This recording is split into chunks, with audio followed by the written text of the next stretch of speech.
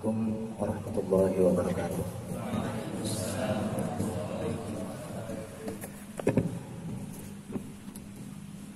Bismillahirrahmanirrahim. Alhamdulillahirabbil alamin. Wassalatu wassalamu ala asyrofil anbiya'i wal mursalin sayyidina wa habibina wa maulana Muhammadin al-amin wa ala alihi wa ashabihi ajma'in. Amma ba'du. Ila hadratin Nabi Mustafa Muhammadin sallallahu alaihi wasallam wa alihi wa ashabihi wa dzurriyyatihi wa azwajihi wa sa'iri ikhwanihi wal anbiya'i wal mursalin. Thumma ila arwahi asatidatina wa masyayikhina sa'ir al-ulama'i al-hamdin al-mukhlasin wa ulil qurrabin wa khususan arwahi muallif hadal kitab al-imam hujjatul islam Abi Hamid Muhammad al-Ghazali rahimahullahu ta'ala wa nafa'ana bi ulumihi wa amatana bi madadihi amin. Al-Fatihah. A'udzubillahi minasyaitonir rajim. Bismillahirrahmanirrahim. Alhamdulillahi rabbil alamin.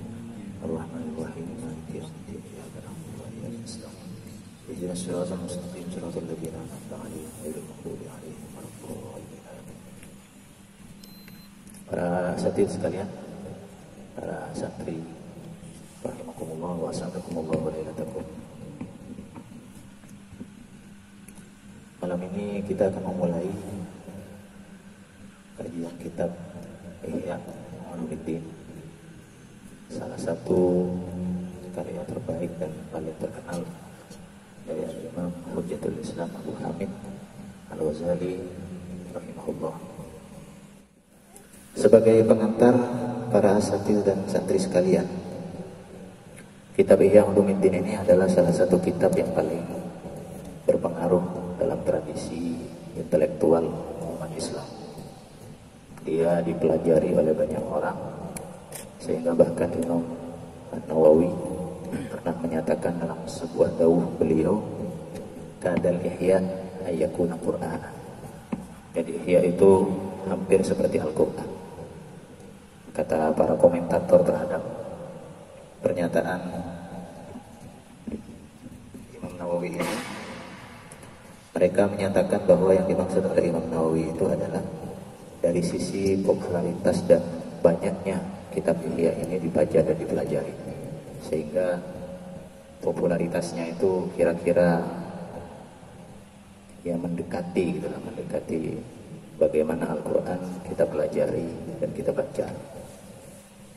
Kemudian saking berpengaruhnya kitab ini, ada bahkan sebagian orang yang menyatakan bahwa bunyinya kira-kira begini: lau lahabat kutubul islami kulluha, seandainya semua kitab tentang agama Islam ini hilang, musnah, wa baqiyal ihya, dan hanya tersisa kitab Ihya Ulumuddin ini, la aghna amma dhahab.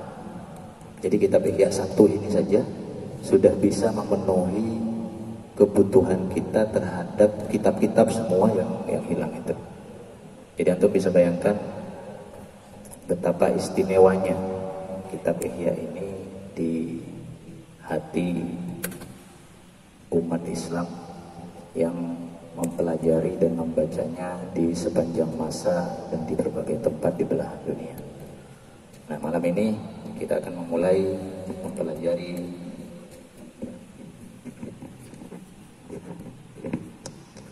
kitab yang penuh barokah ini, dan kita akan memulainya tidak dari awal tetapi dari kitab Asroris Shaum.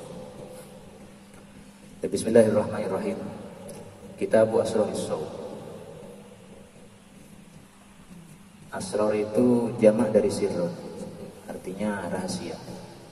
Semua ibadah yang termasuk ke dalam rukun Islam selain syahadat itu dinyatakan atau diawali oleh Imam Ghazali dalam judul masing-masing babnya itu dengan kata-kata asrar. Kitabu Asroris Shalah, Kitabu Asroris Shaum, Kitabu Asroril Hajj, dan seterusnya. Ini menunjukkan bahwa yang diinginkan oleh Imam Ghazali itu, ketika kita mempelajari tentang ibadah-ibadah itu, kita mempelajari bukan hanya hukum-hukum lahiriahnya saja, hukum-hukum yang menentukan sah atau tidak sahnya ibadah itu, tetapi juga asrornya, rahasia-rahasia yang ada di dalamnya, sehingga amal ibadah yang kita lakukan itu berpotensi lebih besar untuk diterima oleh Allah Subhanahu wa taala. Makanya beliau menyebutkan dalam bagian judul dari sekian banyak bab-bab atau kitab dalam Ihya Ulumuddin ini dengan mengawalinya dengan kata-kata asrar, rahasia-rahasia. Kemudian ada kata as-shaum di sini. Kita tahu semua bahwa as-shaum itu masdar dari kata kerja shoma yasum. Dan masdar dalam fi'il sulasi itu, kata para ulama shorof, itu secara umum bersifat samai, bukan kiasi. Artinya tidak mengikuti satu standar yang bisa diberlakukan untuk semua jenis masdar itu. Makanya ada soma, yasumu, soman. Ada juga yang menyebutnya masdarnya dengan siam. Qoma yaqumu, tidak qauman tetapi qiyam. Nah itu masdar yang sulasi. Nah dalam Al-Quran, kata yang menunjuk puasa sebagai ritual ibadah yang kita lakukan itu selalu menggunakan kata siam, tidak menggunakan kata shaum. Jadi ada sekian banyak kata siam itu terulang dalam Al-Quran. Termasuk diantaranya ya ayyuhalladzina amanu kutiba alaikumus siyam uhilla lakum lailatas siyam fafidyatum min siyamin aw sadaqatin aw nusuk. Sementara kata shaum itu hanya disebutkan satu kali di dalam Al-Quran, dan itu tidak menunjuk kepada sebuah ibadah yang kita kenal dengan nama puasa sekarang itu. Itu hanya disebutkan dengan mengutip pernyataan Sayyidatuna Maryam alaihissalam ketika beliau melahirkan Nabi Isa alaihissalam. Kemudian diperintahkan oleh Allah untuk faquli inni nazartu sawma falan ukallimal yawma insiya. Gitu. Wa nazartu lirrahman inni nazartu lirrahmani sawma. Jadi katakanlah wahai Maryam, kalau kamu ketemu dengan orang, katakanlah wahai Maryam bahwa ini nazartu sawma. Saya bernazar untuk melakukan saum. Saum di situ ada istilah memang di kalangan para mufassir, tetapi sebagian dari mereka menyatakan bahwa saum yang dimaksud di situ bukan saum dalam pengertian puasa yang kita lakukan sekarang, tetapi saum dalam pengertian puasa bicara. Falan ukallimal yawma insiya. Saya hari ini tidak akan berbicara dengan manusia manapun. Sehingga karena itu kemudian di kalangan para ulama itu muncul diskusi yang cukup seru tentang sebetulnya siam dengan saum itu beda nggak maknanya. Sebagian bilang beda. Jadi saum itu lebih umum daripada siam. Sebagian bilang nggak ada bedanya. Siam dan saum sama. Nah kita biasanya memperlakukan kata siam dan saum itu dalam pengertian yang sama. Karena itu dalam niat puasa kita akan menyebutnya dengan yang masyhur itu nawaitu saum al-watin, tidak menyebutnya dengan nawaitu siam al-watin. Jadi itu tentang judul bab yang malam ini kita akan baca. Kitabu Asroris Saum. Imam Ghazali juga menggunakan kata saum di sini. Bismillahirrahmanirrahim. Alhamdulillahi, segala puji bagi Allah, allazi a'zama, yang memberikan dalam jumlah yang besar, ala ibadihi, kepada hamba-hambanya, al-minnata. Al-minnah itu dalam kitab Ilhaf diartikan sebagai an-nikmah tsaqilah, nikmat yang besar, nikmat yang berat, nikmat yang berharga. Bima dafa'anhum kaidah syaitani wa fannah. Bima dafa'anhum, dengan, jadi bagian dari nikmat itu adalah bahwa Allah dafa'anhum, mencegah dari mereka kaidah syaitan, tipu daya setan, wa fannah. Fannah itu artinya makruh, tipu daya juga. Jadi tipuan dan tipu daya setan. Jadi di bagian awal ini Imam Ghazali sudah memulai kitab Shaum ini, kitab Asroris Shaum ini dengan menjelaskan bagaimana kita ini sebetulnya diberi nikmat yang luar biasa besar oleh Allah, karena kita diberi pengetahuan tentang bagaimana cara kita melindungi diri dari godaan setan. Itu nikmat yang luar biasa besar, kata Imam Ghazali. Nanti kita akan tunjukkan di sini bahwa Imam Ghazali ini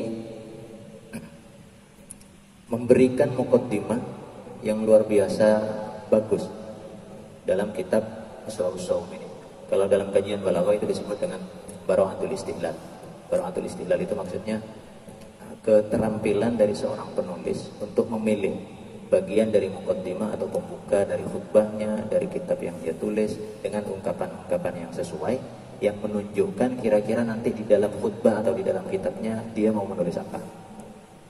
Nah, Imam Ghazali memulainya dengan menunjukkan kepada kita semua bahwa salah satu nikmat paling besar dari Allah Subhanahu wa taala kepada kita adalah bahwa Allah membuat kita mengetahui cara bagaimana menghindar dari godaan setan. Waradda amalahu wa khayyaba dhannahu, dan Allah menolak amalahu, cita-citanya setan itu sehingga tidak terwujud. Wa khayyaba dhannahu, dan menggagalkan dhannahu, persangkaan dari setan bahwa dia bisa mengganggu semua manusia. Idz ja'ala as-sawma, ketika Allah ja'ala menjadikan as-sawma, puasa itu, hisnan, benteng, di auliyaihi, bagi wali-walinya, bagi kekasih-kekasihnya, wa junnatan, dan perisai. Ini jelas menunjuk kepada sebuah hadis di mana Rasulullah bersabda, as-sawmu junnatun, puasa itu adalah perisai. Wa fataha lahum bihi abwabal jannah, dan Allah fataha, membuka lahum, bagi mereka, bagi aulia, bagi kekasih-kekasihnya itu, bihi, dengan puasa, abwabal jannah, pintu-pintu surga. Nanti di bawah kita akan pelajari hadisnya itu, bahwa Rasulullah pernah bersabda, idza jaa Ramadan futihat abwabul jannah.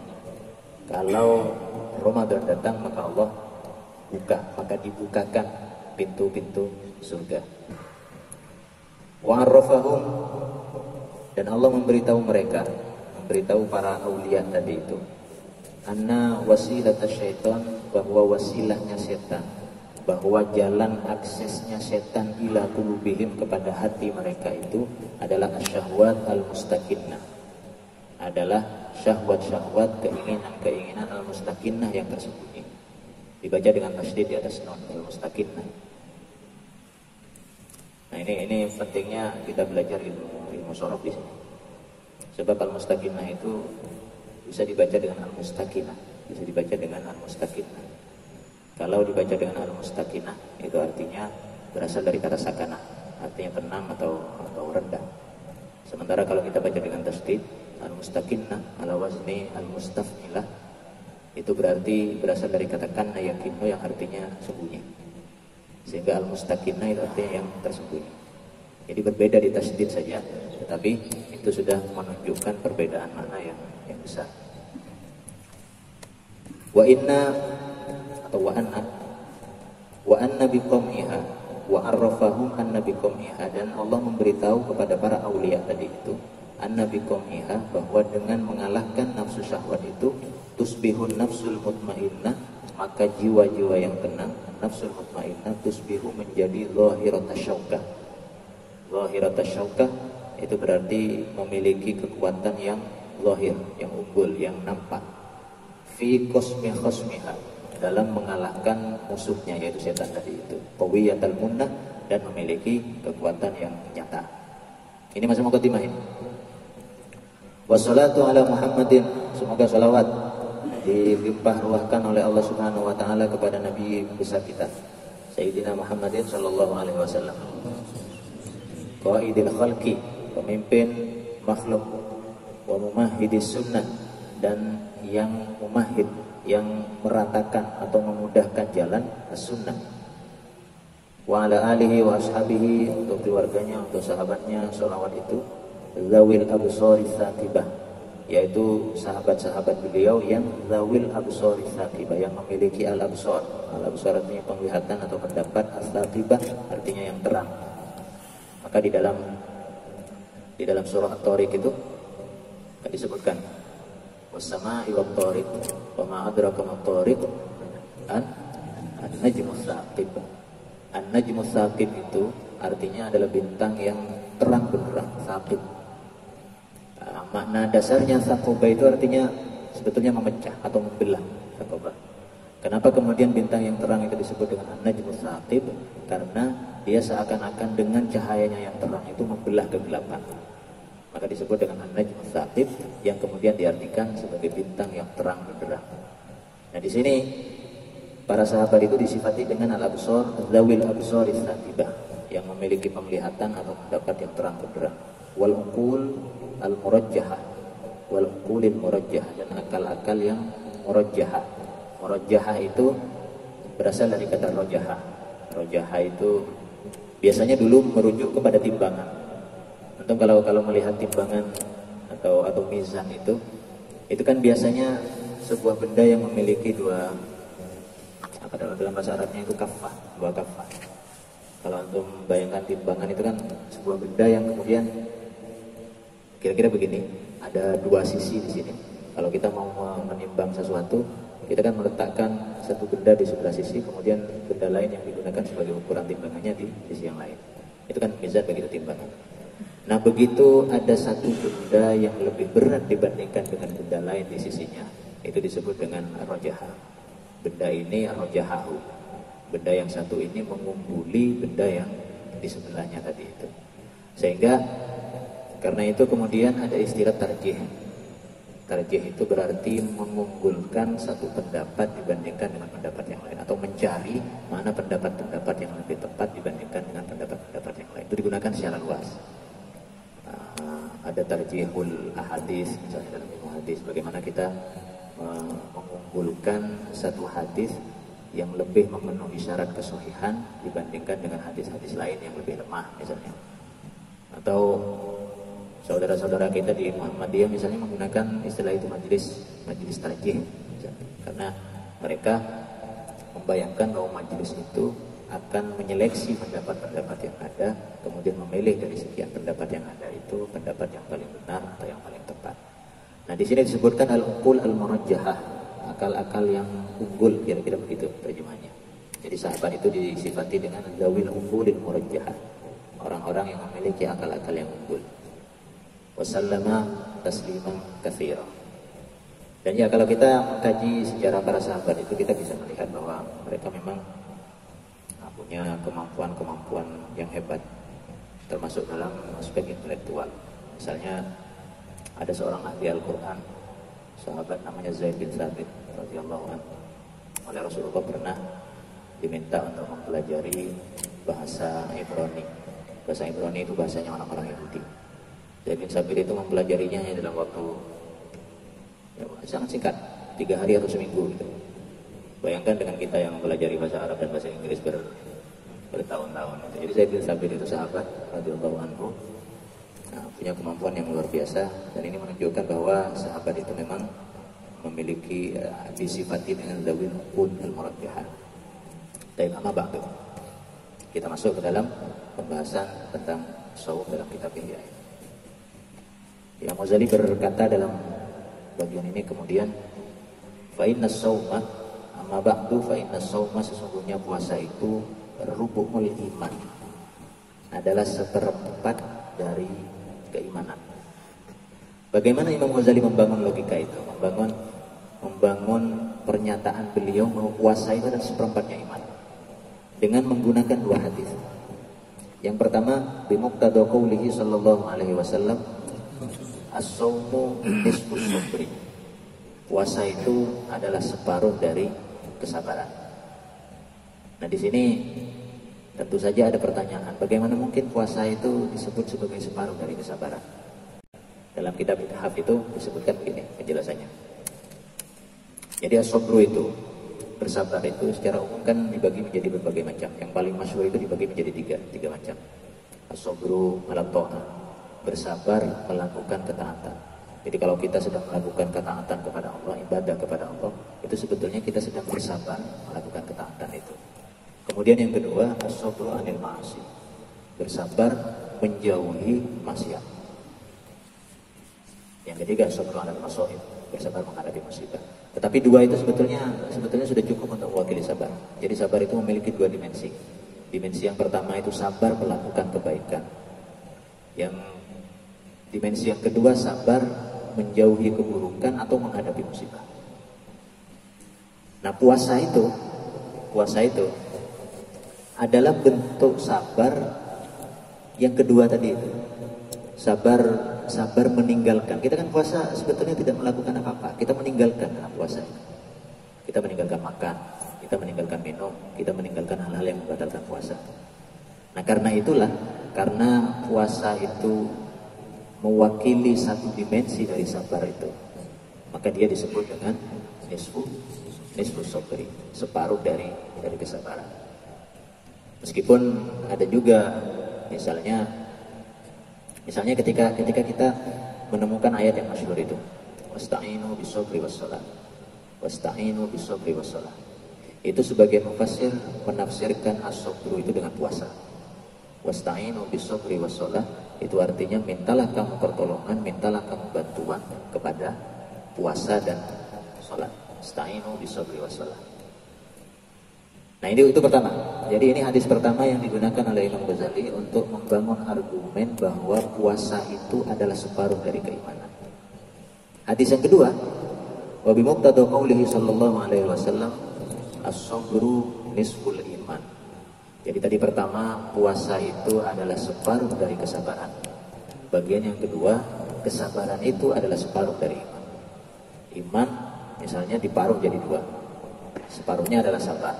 Sabar itu diparuh lagi menjadi dua, separuhnya adalah puasa. Maka puasa itu kalau dinisbatkan kepada keimanan secara keseluruhan, itu berarti menjadi seperempatnya. Jadi dua hadis ini digabungkan oleh Imam Ghazali untuk mengambil kesimpulan bahwa puasa itu adalah seperempat dari keimanan. Nah tentang separuh yang lain dari iman itu apa? Asyukru. Jadi al-iman itu nisfani. Dalam hadis yang lain disebutkan al-iman itu nisfani. Iman itu ada dua bagian. Nisfun sabrun atau nisfu sabrin, wa nisfu syukrin atau nisfu syukrun. Separuhnya itu adalah sabar, separuhnya adalah syukur. Jadi orang kalau dia bisa bersabar, bisa bersyukur dalam pengertian yang sesungguhnya, maka dia sudah memenuhi kualifikasi dari iman secara keseluruhan. Itu pertama. Jadi ini di bagian-bagian awal ini Imam Ghazali mencantumkan sekian banyak dalil untuk menunjukkan bahwa ibadah puasa itu adalah ibadah yang istimewa. Ini yang pertama, dalil yang menunjukkan bahwa puasa itu adalah seperempat dari keimanan kita. Seperempat itu besar. Jangan dibayangkan kemudian bahwa karena seperempat maka nilainya kecil. Seperempat itu besar. Kalau seperempat dari keimanan itu luar biasa besar itu. Luar biasa besar. Sehingga ini fadilah pertama yang ditunjukkan oleh Imam Ghazali tentang puasa. Kemudian yang kedua, summa huwa di sini adalah saum. Puasa itu mutamayyizun. Mutamayyizun artinya memiliki keistimewaan atau memiliki perbedaan dibandingkan dengan ibadah-ibadah yang lain. Bi khasiyatin nisbah, dengan kekhususan nisbat ilallah ta'ala kepada Allah Subhanahu wa ta'ala min baini sa'iril arkan, di antara sekian banyak rukun-rukun Islam yang lain. Apa maksudnya itu? Apa maksudnya bahwa puasa memiliki kekhususan nisbat kepada Allah langsung? Itu diambil dari hadis yang lain.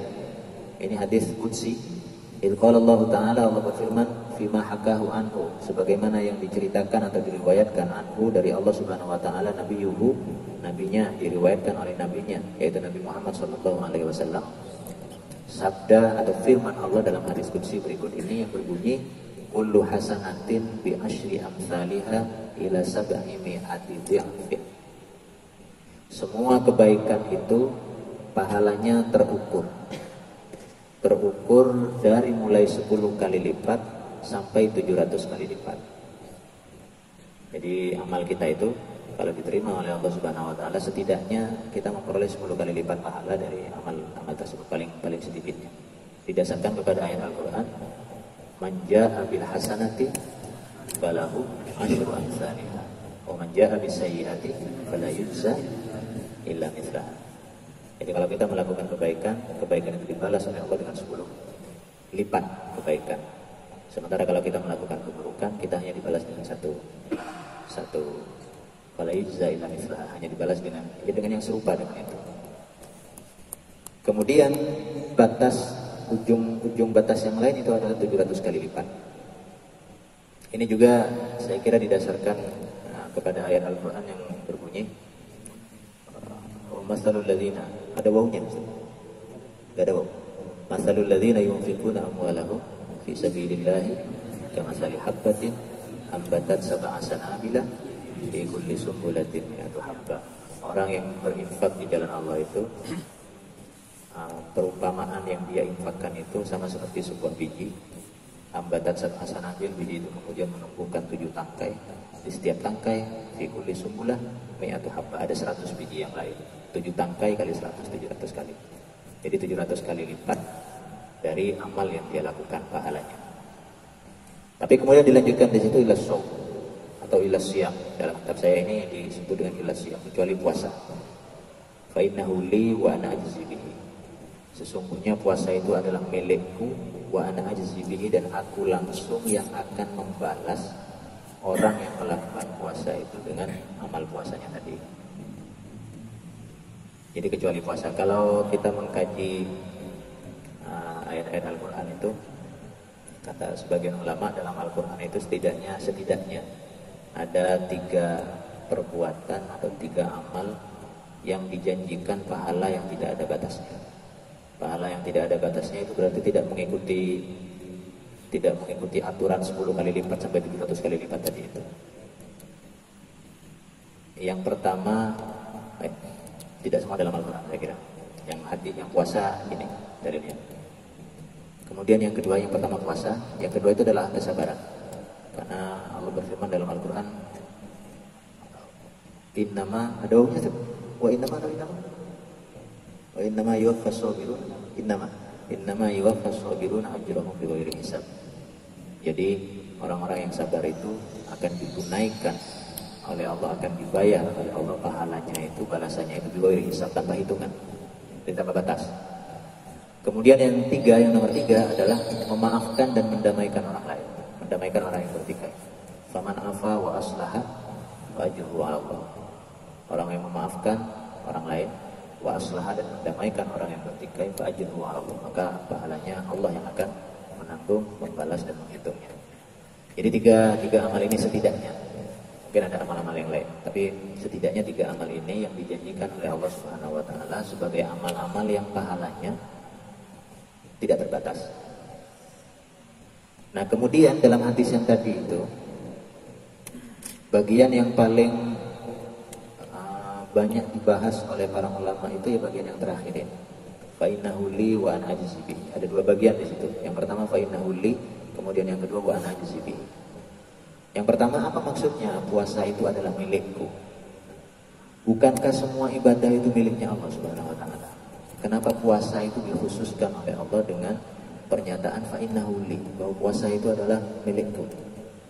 Ini banyak sekali pernyataan atau pendapat-pendapat para ulama menyangkut tentang apa makna dari firman Allah dalam hadis qudsi ini, fa innahu li. Yang kalau dalam kitab Ithaf itu Ithaf Usad dan Mutakin, itu syarahnya yang Ulumuddin, itu disebutkan setidaknya ada 6 pendapat. Misalnya salah satu pendapatnya itu adalah bahwa yang dimaksud dengan fa innahu li itu bahwa la hadza lis-shaim. Jadi tidak ada orang yang berpuasa itu tidak memperoleh bagian dari puasa yang dilakukan. Apa yang didapatkan dari puasa itu? Ya selain pahala maksudnya. Hanya lapar, haus. Meskipun tentu saja dalam teori-teori medis modern itu kan disebutkan juga bahwa puasa itu bisa memberikan faidah dalam bentuk kesehatan.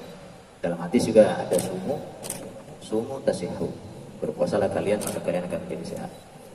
Kemudian pendapat yang kedua, ada yang menyatakan bahwa fa innahu li itu berhubungan dengan karakter dasar puasa. Puasa itu kan kita meninggalkan makan dan minum. Zat yang tidak makan dan tidak minum itu adalah Allah Subhanahu wa taala.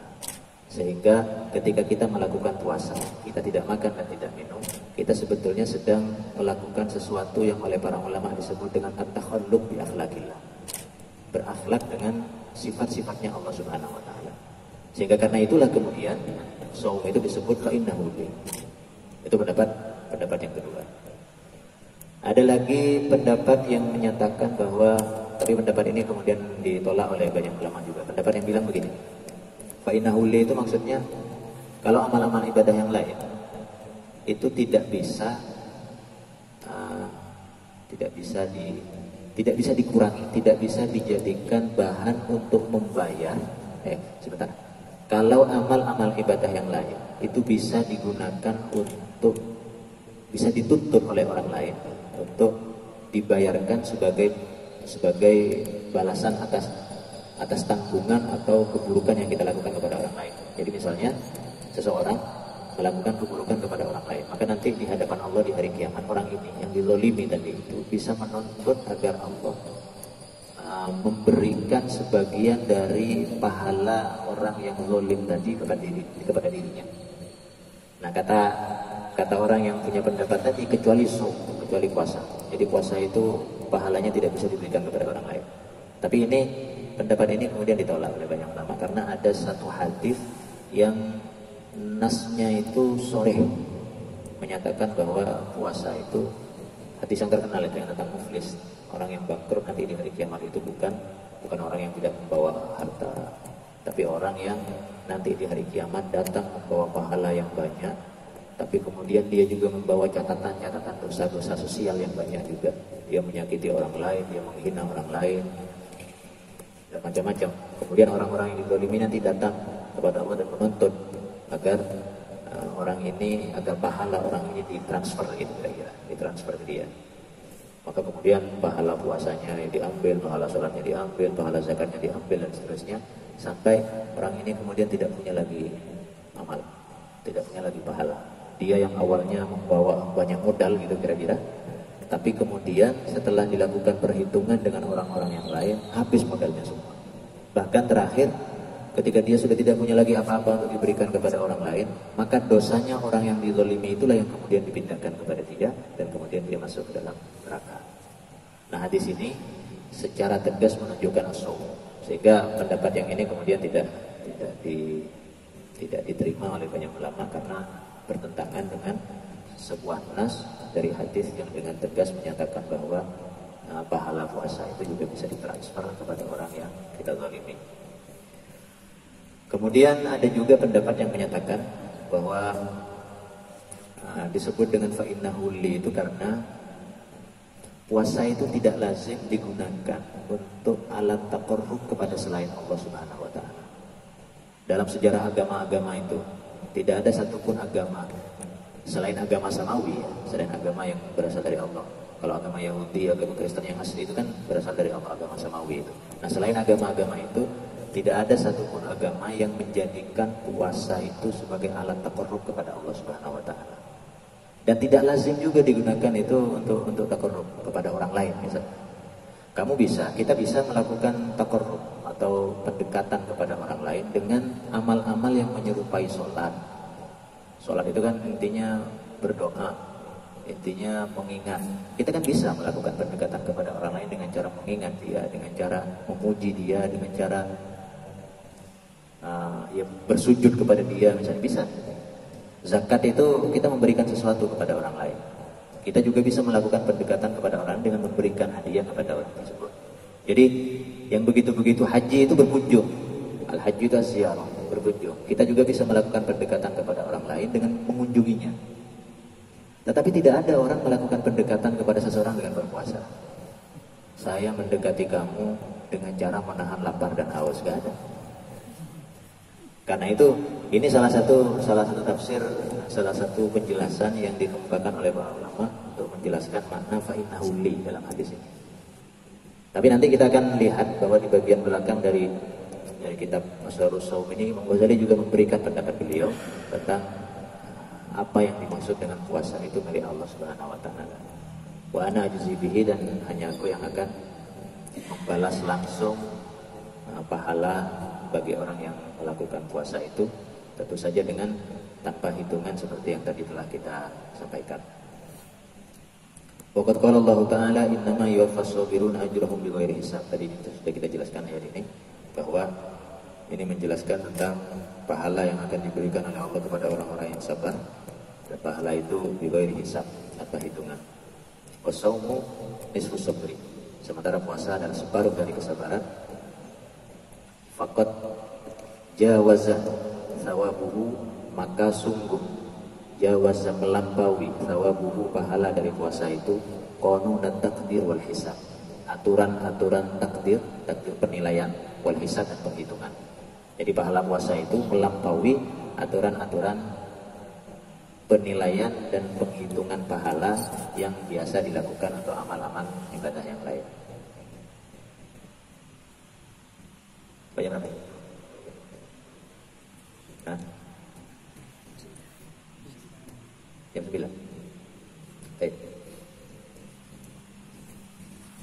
Kemudian Imam Ghazali menambahkan dengan ungkapan wanahika fi ma'rifati fadlihi.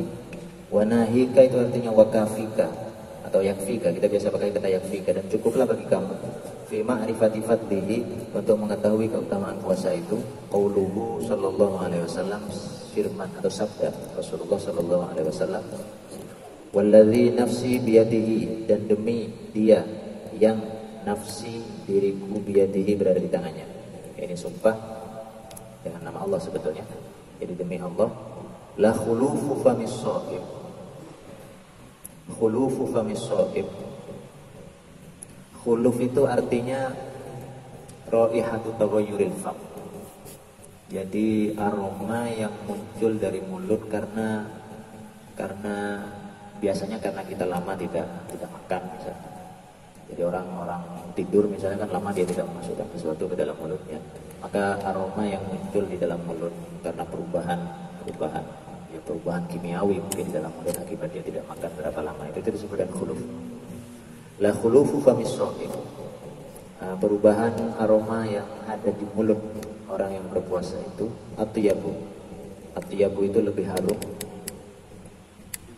indallahi, di sisi Allah Subhanahu wa taala, min rihil miski, dibandingkan dengan aroma minyak misik.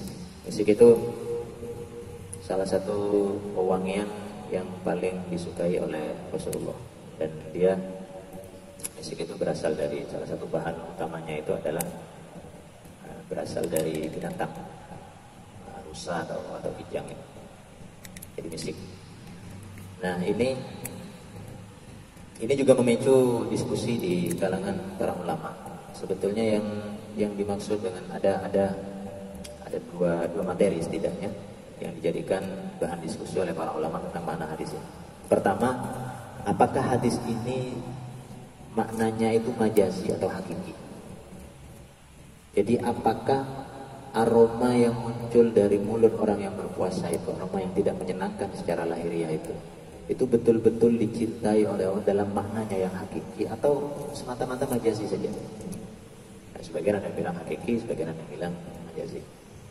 Kemudian materi kedua yang didiskusikan juga, apakah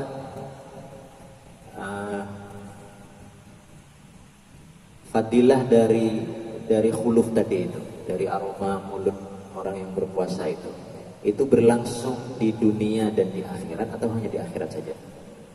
Jadi bernilai lebih dibandingkan dengan aroma misik itu di sisi Allah, itu nanti pada hari kiamat atau di dunia dan di akhirat?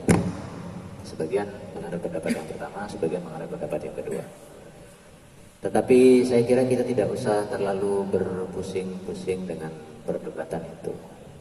Saya kira salah satu pesan paling mendasar dari hadis ini adalah bahwa puasa itu, salah satu fadilah paling besar dari puasa itu adalah mentransendensikan diri kita, mengangkat derajat diri kita hingga ke tingkat yang paling maksimal.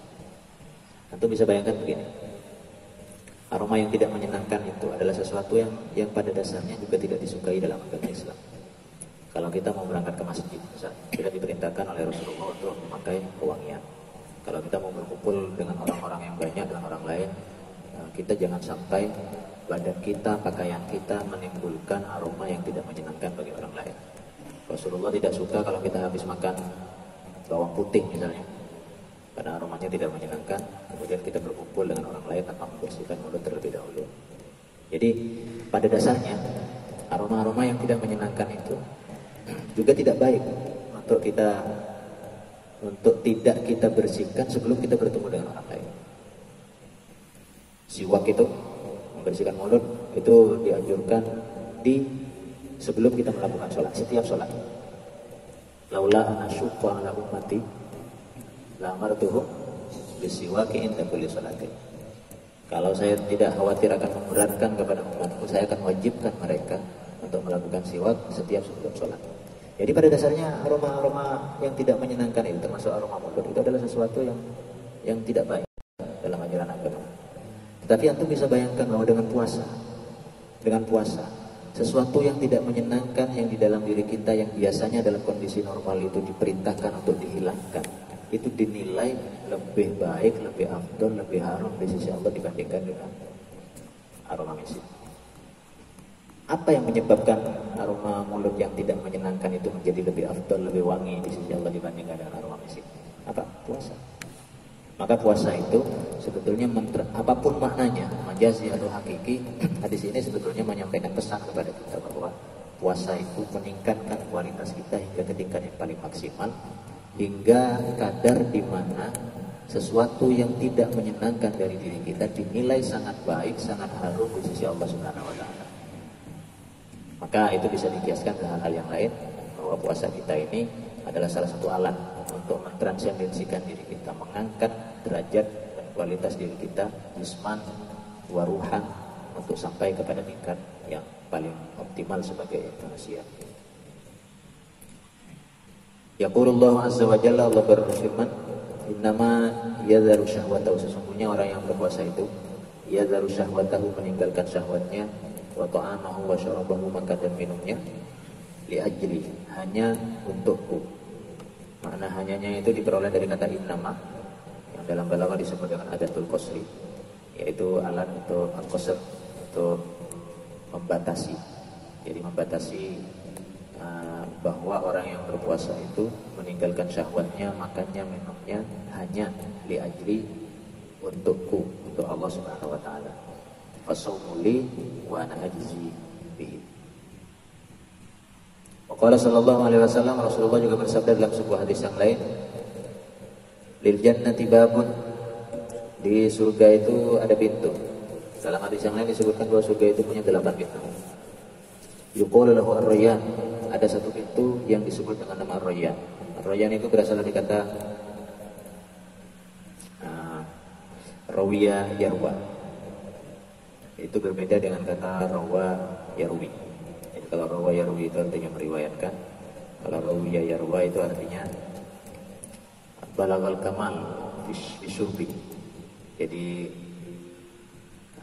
mungkin kasarnya kenyang karena minum sehingga dia sudah tidak haus lagi. Itu kata rawiya yarwa. Ana rawi itu misalnya, itu berarti saya sudah kenyang air, saya sudah tidak butuh minum lagi. Royan itu demikian artinya, sehingga penamaan pintu, salah satu pintu di surga dengan royan itu sesungguhnya berhubungan dengan bagaimana kita melakukan puasa. Bahwa karena kita meninggalkan makan dan minum di dunia ini ketika kita berpuasa, maka salah satu pintu yang disiapkan untuk kita, untuk orang-orang yang berpuasa di dunia, dinamai dengan royan.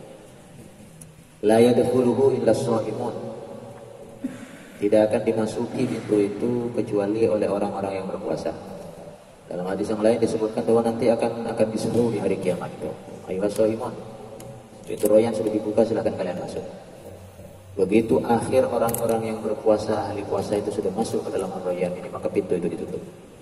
Tidak ada lagi orang-orang yang selain ahli puasa itu yang bisa masuk ke dalam surga melalui pintu royan tersebut. Wa huwa mau'udun biliqa'illahi ta'ala fi jazaa'i shaumihi, dan huwa, dan orang yang berpuasa itu mau'udun, diberi janji oleh Allah Subhanahu wa taala biliqa'illah, untuk bertemu dengan Allah Subhanahu wa taala fi jazaa'i shaumihi, sebagai bagian dari balasan puasanya itu. Liqa'ullah itu, bertemu dengan Allah itu adalah salah satu nikmat yang paling besar. Bahkan menurut banyak ulama, ru'yatullah atau al-liqa' ma'allah itu adalah nikmat tertinggi yang diberikan kepada ahlul jannah. Ahlul jannah itu punya banyak nikmat, nikmatnya tidak terbayangkan. Mala ainun ra'at wala udhunun sami'at wala khatara fi qalbi bashar, tidak bisa dilihat oleh mata kita di dunia ini, tidak pernah didengar oleh telinga kita dan tidak pernah terlintas di hati kita, nikmat-nikmat surga itu. Tetapi nikmat yang paling tinggi adalah ru'yatullah, adalah melihat atau bertemu dengan Allah Subhanahu wa taala. Dan itu dalam hadis ini dijanjikan akan diberikan kepada orang-orang yang berpuasa sebagai balasan dari puasa mereka itu.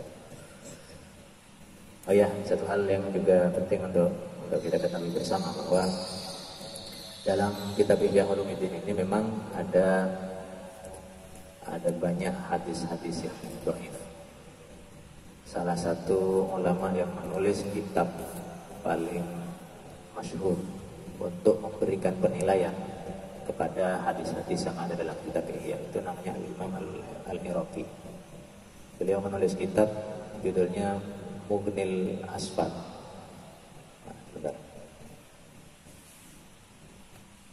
Al-Mughni Anil Asfar fil Asfar, kalau saya lagi di judulnya. Jadi asfar yang pertama itu jamak dari sifrut yang artinya kitab. Asfar yang kedua itu jamak dari safar yang artinya perjalanan. Sehingga kitab itu kalau dimaknai judulnya itu artinya kira-kira ini kitab yang membuat kalian tidak membutuhkan kitab dalam perjalanan. Sehingga hanya dengan bawa kitab tipis itu kita sudah bisa mengetahui apa kualitas hadis-hadis yang ada dalam seluruh kitab Ihya Ulumuddin. Nah, di kitab yang saya punya ini sebetulnya itu dimasukkan ke dalam catatan kaki. Sehingga ini kitab saya ini terbitan Darul Kutub Al-Ilmiyah DKI Beirut. Ini dicantumkan di catatan kaki. Misalnya hadis yang barusan kita baca itu, ini ada di nomor 6. Itu disebutkan hadisu bil jannati babun yuqulu lahu ya akhrajahu, diriwayatkan oleh Bukhari dan Muslim min hadits Sa'ad bin Sa'ad. Disebutkan di situ. Hadis yang sebentar carikan yang hadis yang as-sabru nisful iman tadi misalnya akhrajahu Abu Nu'aim fil Hilyah wal Khatib Al-Baghdadi fi Tarikh Baghdad min hadits Ibnu Mas'ud bi sanadin hasanin. Jadi ada itunya. Artinya kalau nanti kita mempelajari kitab Ihya Ulumuddin, kita perlu juga kalau tidak ada di catatan kakinya misalnya, kita perlu juga memiliki kitab Al-Mughni Anil Asfar tadi karangannya Imam Al-Iraqi. Al-Iraqi ini ahli hadis. Beliau menulis kitab Alfiyah. Jadi Alfiyah itu tidak hanya ada dalam nahwu saja, bukan hanya karangannya Ibnu Malik saja. Tapi Alfiyah juga Al-Iraqi menulis Alfiyah, bait-bait yang berjumlah 1000-an itu. 17.000-an, tapi tidak di bidang nahwu, tapi di bidang ulumul hadis. Jadi Alfiyatul Iraqi fi ulumul hadis, dalam bidang ulumul hadis. Dan beliau yang melakukan takhrij dan penilaian terhadap hadis-hadis yang ada dalam kitab Ihya. Dan hadis-hadis yang dhaif itu memang dicantumkan oleh Imam Ghazali sebagian besar dalam bagian Fadailul Amal. Dan dalam Fadailul Amal itu para ulama biasanya sebagian besar ulama biasanya agak sedikit longgar dalam melakukan penilaian terhadap hadis-hadisnya dengan beberapa syarat. Nanti untuk pelajari itu di kitab mustalah ada beberapa syarat yang diajukan oleh para ulama sebagai dasar kebolehan kita menggunakan hadis-hadis yang dhaif di dalam bagian Fadailul Amal. Ada satu syarat memang yang agak Allah yakuna dha'fuhu syadidan. Jadi bahwa dhaifnya itu tidak terlalu gitu. Jangan sampai tingkat maudhu misalnya, tingkat hadis palsu itu terlalu. Itu tidak boleh digunakan termasuk dalam Fadailul Amal. Ya saya kira itu mungkin jam 9 ini. Kita jadi di kesempatan berikutnya kita akan lanjutkan di hadis berikutnya, yaitu ini farhatun dari torihi wa farhatun dari qoli rabbi. Saya kira demikian pengajian kita malam ini.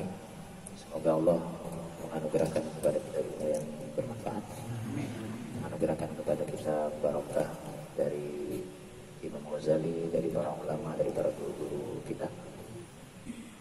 Mari kita tutup pertemuan kita ini dengan membaca doa kafaratul majlis. Subhanallah bihamdika asyhadu an la ilaha illa anta astaghfiruka wa atubu ilaik. Wa akhiru da'wana alhamdulillahi Wassalamualaikum warahmatullahi wabarakatuh.